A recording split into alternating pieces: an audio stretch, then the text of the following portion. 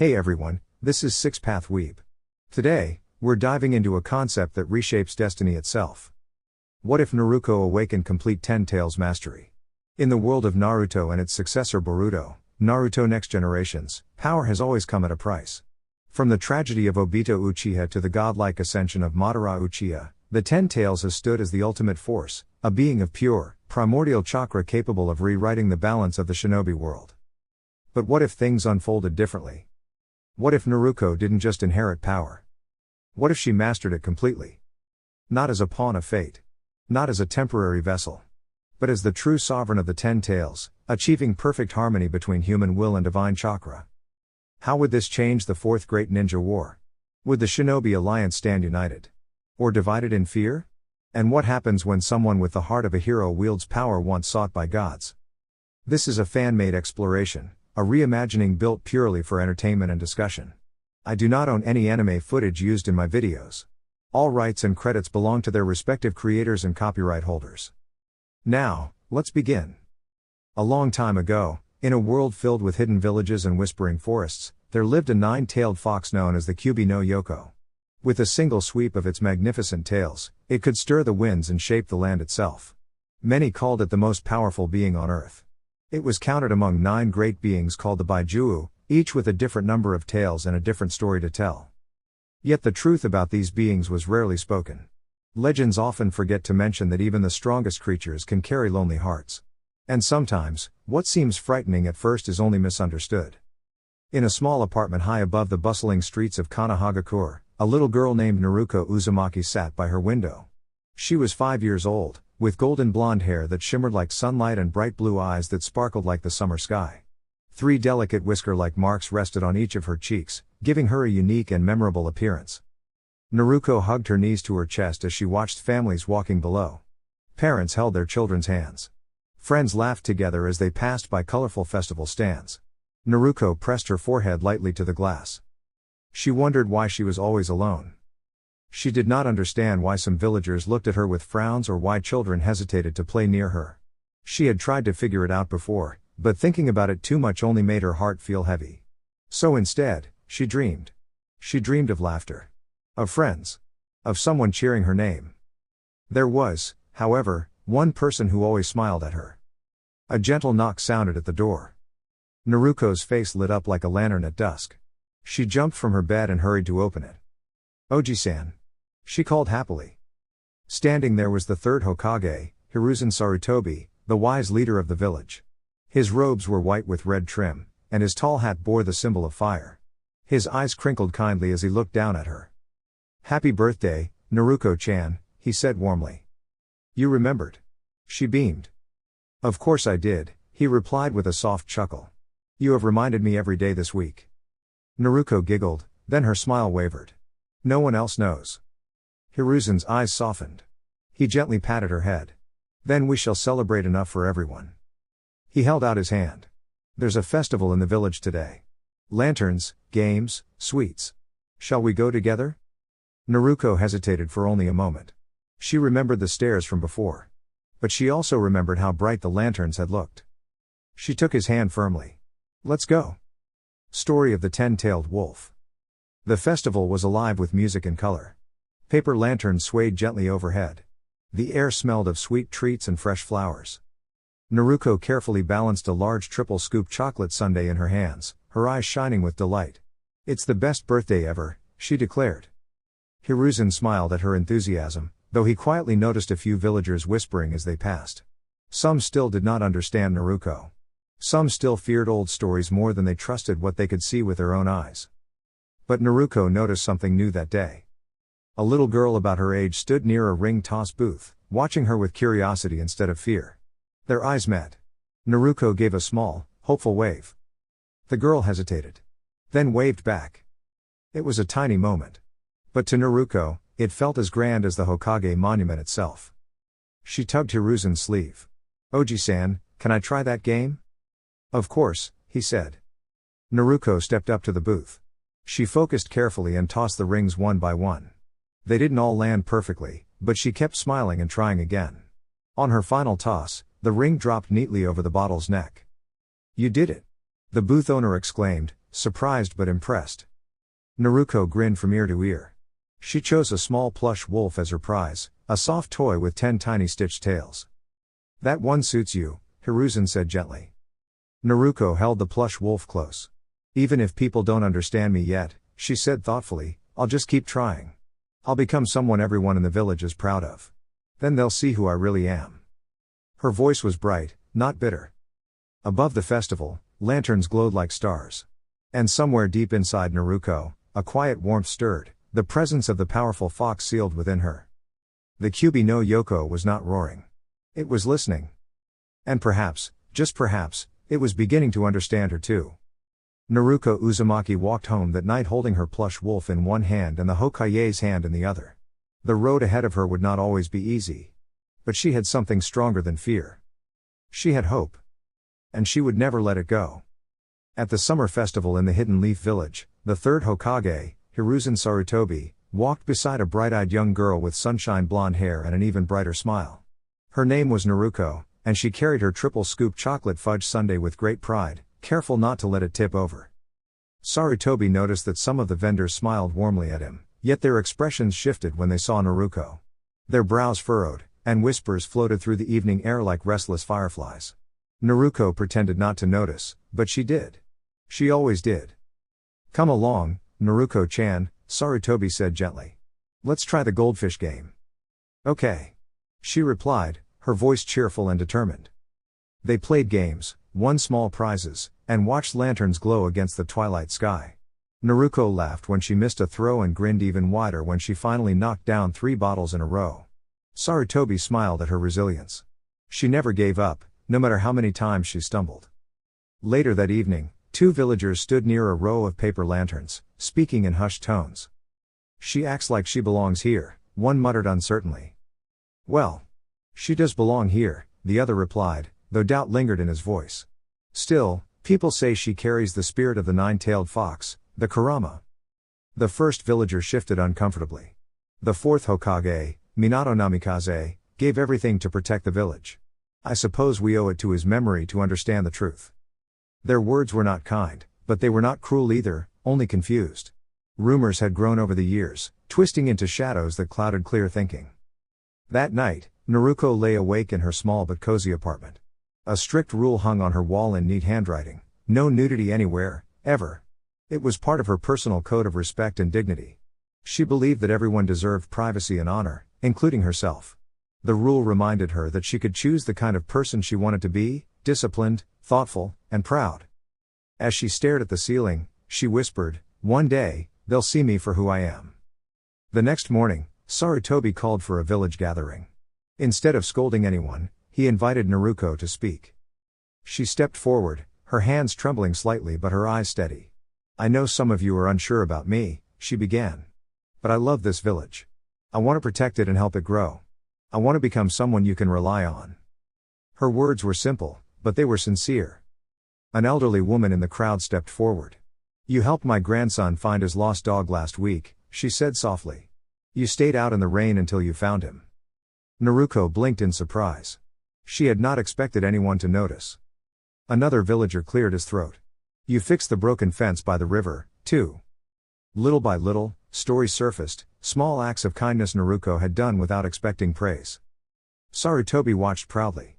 "A village is strongest when it supports its children," he said. "Naruko is one of ours." The murmurs shifted from doubt to reflection.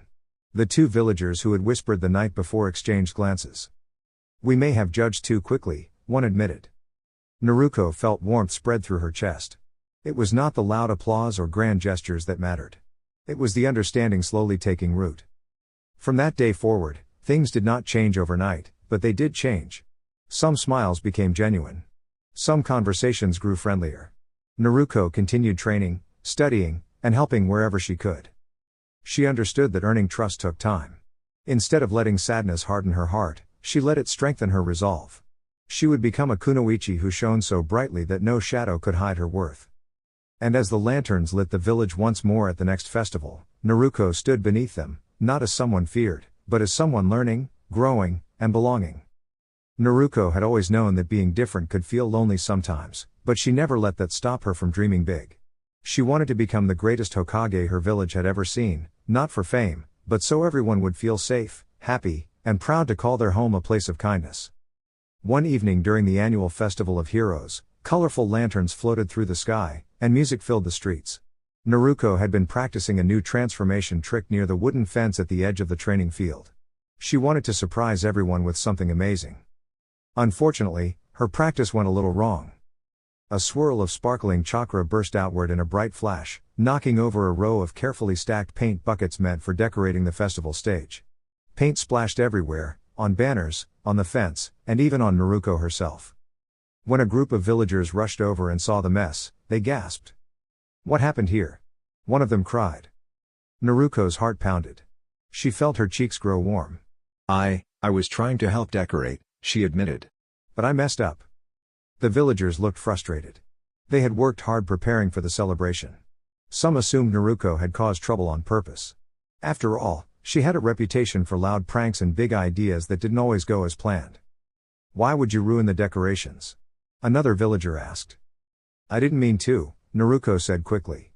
Tears welled in her bright blue eyes, but she stood tall. "I just wanted to make something special for everyone." There was a long silence. Instead of running away or blaming someone else, Naruko took a deep breath. "I'll fix it," she said firmly. "I promise. I'll stay up all night if I have to." Her determination caught the villagers off guard. One elderly woman stepped forward. "If she's willing to take responsibility," she said gently, "perhaps we should give her the chance." Soon, something wonderful happened. Instead of arguing, the villagers began handing Naruko brushes and fresh cloth. A few stayed to help.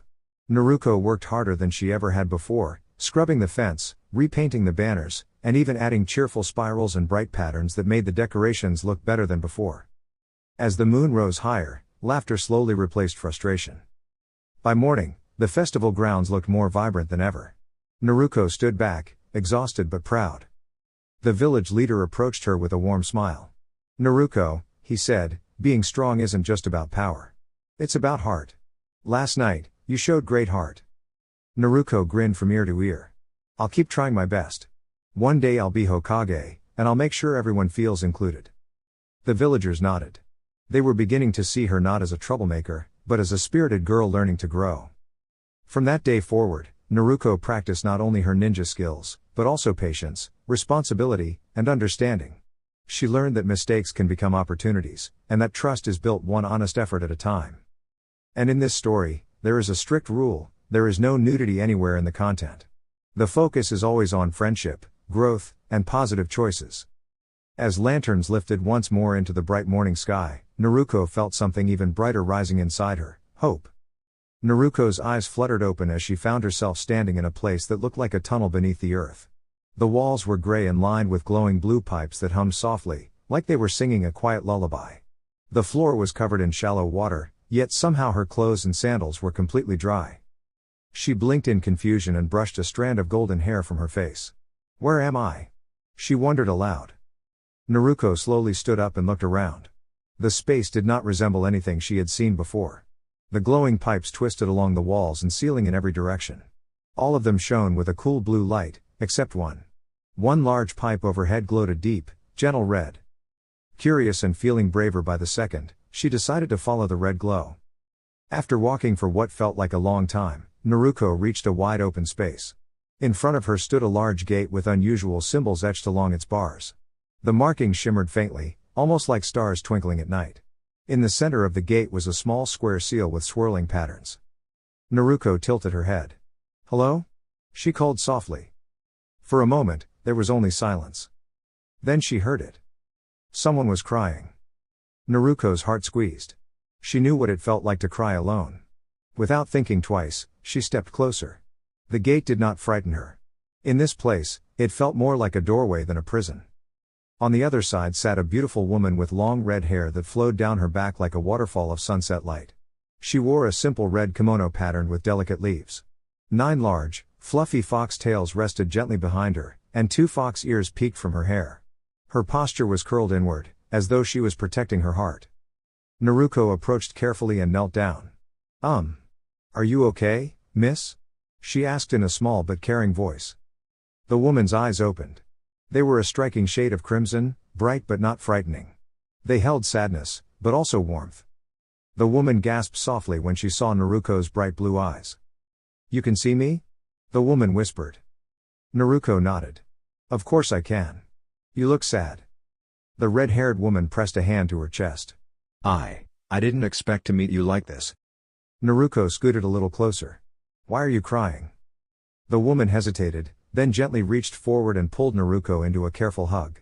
Naruko stiffened at first. She wasn't used to hugs, but something about this one felt safe. Slowly, she relaxed. "I'm sorry," the woman murmured. "I never meant for your life to be difficult." Naruko blinked in surprise. "You didn't do anything to me." The woman looked at her with wide eyes. "You don't know who I am." Naruko tilted her head. "Then tell me." The woman took a steadying breath. "My name is Akane. Long ago, people called me the Nine-Tailed Fox." Naruko's eyes widened. She had heard stories about a powerful fox spirit. But this woman didn't seem scary at all. Akane continued gently, "Right now, we are inside your mind. This place is called your mindscape. It's a special space within you, a place of thoughts, feelings, and strength." Naruko looked around again. "So, this is inside me?" "Yes," Akane said kindly. "And so am I." Naruko thought about that. She placed her hands on her hips in a very serious manner. "If you're inside me, then that means we're roommates." Akane blinked in surprise. "Roommates?" Naruko nodded firmly. "And roommates help each other. That's the rule." Akane stared at her for a moment before a soft laugh escaped her lips. It was the first time she had laughed in a very long while. "You're remarkable," Akane said. Naruko smiled brightly. "Also, I have an important rule for this place." Akane raised an eyebrow playfully. "Oh?" "In this story," Naruko declared proudly, "there is a strict rule that there is no nudity anywhere. Everyone stays properly dressed at all times. That's just how it works." Akane blinked, and then laughed again, her crimson eyes shining with amusement. "That sounds like a very sensible rule," she agreed. Naruko beamed. "See? We already agree on things." The glowing pipes hummed softly around them. The once gloomy space felt warmer now, almost cozy. Akane looked at Naruko with new understanding. "You are not what others expect, are you?" Naruko crossed her arms confidently. "Nope. I'm going to become someone amazing. And if you're stuck inside me, then you're coming along for the ride." For the first time in years, Akane felt something unfamiliar but welcome, hope. And deep within her own heart, Naruko felt it too. This strange mindscape was no longer lonely. It was the beginning of a friendship, one built not on fear, but on kindness, courage, and the simple belief that everyone deserves understanding. And together, Naruko and Akane would grow stronger, one bright step at a time. "How can I be you if you're right here?" Naruko asked gently, as if that answered everything. And in her own simple, honest way, it did. "Besides, you don't act bad," she added thoughtfully. If Akane were truly as terrible as the stories claimed, Naruko was certain she would not be crying or apologizing. Kind hearts did those things. A few shimmering tears gathered in Akane's eyes, but she blinked them away and rested her face softly against Naruko's bright golden hair, holding on as though she had finally found something precious. Naruko did not pull away this time. She was beginning to understand the comfort of the embrace. A small smile touched her lips as she felt the warmth surrounding her. After a peaceful moment, Akane lifted her head slightly. "Say, little star," she said warmly, "do you have any dreams you want to fulfill?" Naruko tilted her head in a curious, adorable way. A second later, her blue eyes sparkled with determination. "Of course I do. I'm going to become the greatest Hokage ever," she declared proudly. Akane studied her. There was something bright and unwavering in Naruko's expression, like a sunrise that refused to fade. Akane smiled softly. "Would you like me to help you?" Naruko's eyes widened in surprise. "You'd help me?" "Of course," Akane replied. "I will guide you. I will teach you patience, courage, and how to listen to the strength already inside your heart. And I will share part of my power with you, so you may grow even stronger." Naruko blinked. "Share your power?" Akane nodded. "I am a great fox spirit sealed within you. I have 9 tails, each one holding a spark of my energy. I can lend you that light. You will not become me, but you will become something special, part human, part spirit, working together in harmony." Naruko did not fully understand what spirit energy or chakra meant, But she trusted the gentle warmth in Akane's voice. She placed the confusing words into a learn later corner of her mind. Will I still be me? She asked carefully. You will always be you, Akane assured her. Just brighter. Naruko beamed. Then yes. I want your help. I'll become the greatest Hokage ever, and I'll do it my way. Akane laughed softly, a sound like rustling leaves in a peaceful forest. Very well, little star. Your training will begin soon. But first, you need to wake up. Naruko's eyes fluttered open. She found herself in a familiar hospital bed, sunlight streaming gently through the window. Are you feeling all right, Naruko-chan? Asked the elderly man in the tall hat. Naruko turned her head and smiled faintly. I'm fine, Oji-san. Did you help me? I did, replied the third Hokage, Hiruzen Sarutobi, offering a reassuring smile. I'm sorry I could not come sooner. I was attending to important matters. That's okay, Oji-san, Naruko said with surprising maturity. It's not your fault some people forget how to be kind. Hiruzen studied her thoughtfully. She seemed calmer than usual, as though something inside her had shifted. He brushed the thought aside and simply nodded. Inside her heart, Akane's gentle voice echoed, careful, little star. For now, let our conversation stay between us. Naruko blinked but kept her expression normal. Akane-chan? She thought quietly. Yes, Akane replied warmly. I am here. And I will stay. Naruko felt comforted knowing she was not alone. Hey, Oji-san? She asked. Yes, Naruko-chan? Can I go home now? Hiruzen chuckled kindly. Yes, you may. You are fully healed. Naruko hopped out of bed, carefully putting on the neatly folded clothes waiting for her. She gave the Hokage a bright grin before heading toward the door. Hiruzen watched her leave, his eyes soft with concern and hope. Grow strong, he murmured quietly. As Naruko stepped into the sunlight, she felt a small flicker of warmth in her chest, not just her own determination, but Akane's gentle presence as well. And for the first time, Naruko understood something important. She did not have to carry her dreams alone. In a quiet little apartment at the edge of the Hidden Leaf Village, a girl with bright golden hair lay tangled in her blankets. Kit, come on, Kit. It's time to wake up. Naruko groaned. The voice in her mind was gentle and warm, like sunlight peeking through the curtains. She liked it very much. But she also liked sleeping. 5 more minutes, she mumbled, pulling her pillow over her head as if that would somehow block out a voice that was inside her thoughts. Inside her mind, Akane tried not to laugh. She found Naruko's idea both silly and adorable. Since she lived within Naruko's spirit, a pillow was not going to help. Come on, Naruko-chan, Akane said in a soft sing-song tone. We have a big day ahead. Naruko made a sleepy sound and rolled over. Akane paused, then decided to try a firmer approach. Naruko Uzumaki, it's time to get out of bed right now. Gah! Naruko yelped, springing upright, only to realize she was still wrapped in her sheets. She tipped over with a soft thump onto the floor. Ow! She muttered, rubbing the back of her head and blinking at the ceiling. I wonder who woke me up? That would be me, Akane replied, amusement sparkling in her voice. So it wasn't a dream? Naruko asked in her thoughts. Nope. Oh. Akane chuckled. Up you go. Breakfast first. Training begins today. Training? Naruko gasped. Her blue eyes lit up like fireworks. She jumped to her feet again, this time remembering to untangle herself first, and dashed toward the kitchen. Her apartment was small and worn. The paint on the walls was chipped. The furniture had seen better days. The floor creaked with every step. But Naruko didn't mind as much as she used to. She had learned that a home was more than its walls. It was the place where hope lived, and today, hope felt stronger than ever. She grabbed a stool and reached up into the pantry. Behind a row of old, wilted vegetables she kept as a disguise, she found her true treasure, neatly stacked cups of ramen in many flavors. Akane watched quietly as Naruko prepared her breakfast. Is that all you have? Akane asked gently. Yep. Naruko replied cheerfully as she waited for the microwave to beep. But it's okay. Ramen is great. Akane felt a tug of concern. Naruko always tried to smile, even when things were difficult. That courage touched her deeply. When Naruko finished eating, she looked tempted to grab another cup, but she shook her head.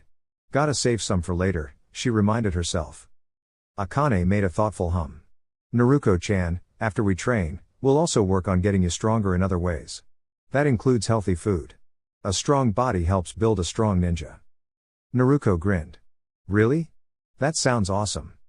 It does, Akane agreed warmly. Now, head to the forest. We'll train somewhere quiet. Naruko didn't hesitate. She slipped on her jacket, tied her sandals securely, and headed outside. The morning air was cool and fresh, and the trees swayed gently as if cheering her on. As she walked, Akane spoke more softly. Naruko, training isn't just about becoming powerful. It's about understanding yourself. It's about patience, kindness, and believing in who you are. Naruko nodded seriously. I want to become someone everyone can be proud of. I want to protect people and make friends everywhere. And you will, Akane replied. But remember this, your worth isn't decided by others. It shines from inside you. Naruko stopped at a clearing in the forest. Sunlight streamed through the leaves, painting the grass gold. Okay, she said, clenching her fists with excitement. What do we start with? We start with breathing, Akane said. Naruko blinked. Breathing? Yes.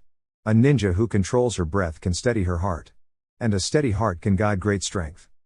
Naruko closed her eyes and took a slow, deep breath. For once, she didn't rush. She didn't fidget. She simply stood there, feeling the wind brush her cheeks and the earth beneath her feet. Inside her mind, Akane smiled. This was only the beginning. Naruko's journey would be filled with lessons, friendships, and growth. She would stumble sometimes, perhaps even trip over her own blankets again, but each time she would rise stronger than before. Soon, the young blonde girl wandered deeper into the forest surrounding Konohagakure than she had ever gone before. Naruko brushed a strand of hair from her face and looked around at the tall trees swaying gently in the breeze. She felt both excited and proud. She had promised herself she would grow stronger, little by little. Inside her mind, the great fox spirit Kurama carefully extended her senses beyond the seal, making sure the forest clearing was quiet and safe. All right, Naruko-chan, Kurama said kindly. This is far enough. Sit down, and we'll begin your training. Naruko quickly found a sturdy tree and sat with her back against it. So what am I learning today, Akane-chan? She asked eagerly. She liked giving Kurama that gentle nickname. You're going to learn one of the most important skills for any ninja, Kurama replied. You're going to begin understanding chakra. Chakra? Naruko tilted her head. What's that again? Kurama's voice remained patient. Chakra is the special energy inside you. It's made by mixing two things, the strength of your body and the strength of your heart and mind. When those two work together, they create chakra. With practice, you can use it to do amazing things like balance better, run faster, or focus deeply. Naruko listened carefully, her blue eyes wide. When Kurama finished, Naruko scratched her cheek. So, chakra is body and heart energy mixed together? Kurama smiled within the seal. Exactly. Let's make it even simpler. What's your favorite food? Ramen. Naruko cheered immediately. I thought so, Kurama chuckled. Think of chakra like ramen. The noodles are your body's strength. The broth is your heart and mind. When you combine them, you get something wonderful. That's chakra. Naruko beamed. Oh. So if I mix my noodle energy and my broth energy, I get chakra energy. That's right, Kurama said warmly. And today, we'll practice feeling it. Naruko straightened up. She was determined not to disappoint her teacher. Sit cross-legged, Kurama instructed gently. Keep your back straight.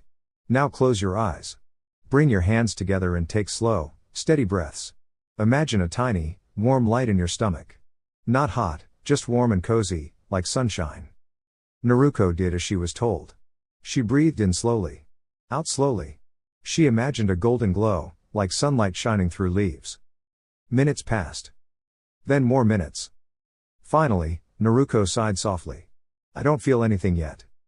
That's perfectly fine, Kurama reassured her. Learning to sense chakra takes patience. You're doing wonderfully just by trying. Naruko smiled, even with her eyes closed. I'll keep practicing. I want to get better. That's the spirit. Just then, Naruko's stomach rumbled loudly. Her eyes popped open, and she giggled in embarrassment. I think I'm hungry. Kurama laughed softly. Training works up an appetite. I sense a berry bush and some wild apples nearby. Why don't you gather a few? Fresh food will help your body energy, the noodles part. Naruko jumped to her feet. And eating will help my broth energy too because I'll be happy. Exactly. She carefully picked ripe berries and shiny apples, thanking the plants quietly the way she had been taught. She sat back down under the tree and enjoyed her snack, feeling proud of herself. As she chewed, she tried again. She closed her eyes. Breathed in. Breathed out. This time, she felt something faint, a tiny flicker of warmth, like a candle far away. Akane-chan, she whispered excitedly, I think I feel a little sparkle. Kurama's voice softened with pride. That's it, Naruko. That's your chakra saying hello. Naruko grinned from ear to ear. It wasn't big or bright yet, but it was hers. She realized that growing stronger did not happen all at once. It happened through patience, kindness, and believing in herself. She sat beneath the trees a little longer, breathing calmly and feeling that small spark grow steadier. And as the sunlight filtered through the leaves, Naruko knew this was only the beginning of her journey. Naruko stood knee-deep in the cool stream, her bright eyes focused on the quick silver flashes darting through the water. "Arg! You tricky fish," she shouted as one slipped right past her fingers. Every time she reached out, the fish seemed to sense her plan and glide away at the last second. She lunged again. Splash! Her foot slid on a smooth rock, and she tumbled into the shallow water with a surprised yelp. Ripples spread in every direction, and the fish scattered like shimmering arrows. Why can't I catch even one? Naruko groaned, pushing her damp hair out of her face. On the riverbank, Akane watched with a patient smile. Naruko-chan, she called gently. Close your eyes. Naruko blinked. Why? Trust me, Akane said softly. Naruko took a deep breath and shut her eyes. I want you to stay perfectly still, Akane continued, her voice calm and steady. Feel the water around you. Notice which way it moves. Pay attention to how it brushes against your legs. Naruko stood quietly. The cool current flowed past her, tugging gently at her clothes. Now, Akane said, see if you can sense something moving differently. Something swimming against the current. Naruko focused. At first, all she felt was the steady stream. But then, there. A faint, opposite ripple. A small push against the flow. I feel something, she whispered. That's a fish, Akane said. There's one just to your left.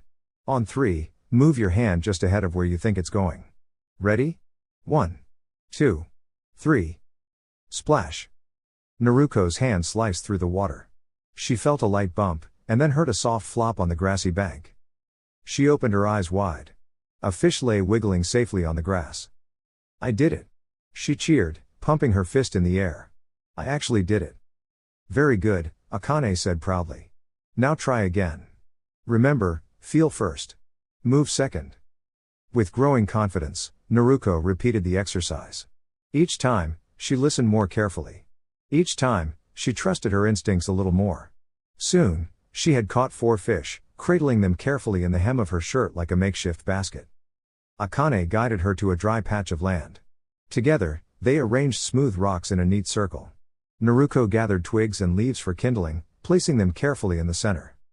Now, Akane said, place your finger gently in the middle of the leaves. Naruko hesitated but did as she was told. She felt a warm, tingling sensation travel up her arm, like sunlight flowing through her. A tiny spark flickered.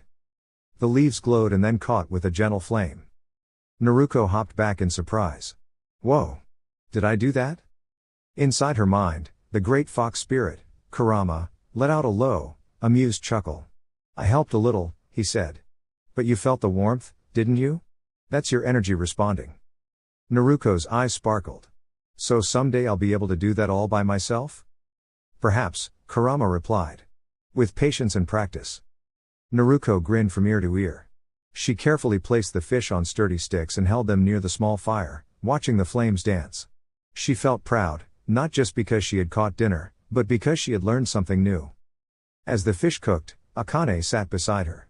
Today you learned something important, she said. Strength isn't just about moving fast or shouting loudly. Sometimes it's about being still enough to listen. Naruko nodded thoughtfully. She had started the day splashing wildly and chasing fish in frustration. Now she understood that focus and calm could guide her better than rushing ever could. She smiled at the flowing stream, feeling more connected to it than before. From that day on, whenever Naruko faced a challenge, she remembered the lesson of the water: be patient, feel the current, and trust yourself. And one more rule guided her journey always: there was no nudity anywhere in her story, only courage, friendship, and steady growth as she trained to become the best ninja she could be. By the end of the day, a tired Naruko dragged herself back into her room. She had spent hours trying to focus her chakra, but it still seemed to slip through her fingers. That made her feel a little down, but Akane reassured her it might take a month or so before she could fully access this special power that would help her do amazing things. Just knowing Akane believed in her lifted her spirit slightly. Naruko crawled into her bed and buried her face in her pillow. Who would have thought that sitting still and trying to find your inner energy could be so exhausting? Before she drifted off, a thought crossed her mind. "Hey, Akane-chan?" "Yes?" came the soft reply. "How do I get back to your place?" Akane's expression turned curious. "Why do you want to know?" I was hoping to visit you," Naruko said, her cheeks tinged with pink. "Oh." Akane blinked in surprise. She hadn't expected Naruko to want to spend time with her again. It was strangely comforting to realize she had been wrong about this. "Well, all you have to do is close your eyes and imagine coming back here." "Okay. Thanks." Naruko snuggled deeper into her blanket and drifted into a deep, peaceful sleep. When Naruko opened her eyes again, it wasn't to the familiar sight of her cracked ceiling, but to the glowing, twisting tunnels of the sewer that Akane had called her mind. She stood up, blinking in surprise, marveling at how awake and energized she felt. Shrugging off the strange thoughts, she walked toward the cage where Akane rested. "Akane-chan," she called. From the soft glow, Akane stepped forward. "Naruko-kun? What are you doing here?" She tilted her head, her 9 tails fanning out behind her in a graceful arc. "Didn't you already go to sleep?" "I did sleep," Naruko said, blinking.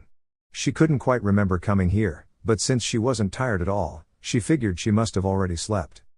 Akane studied her for a moment before realizing that Naruko didn't even know she had entered her mind.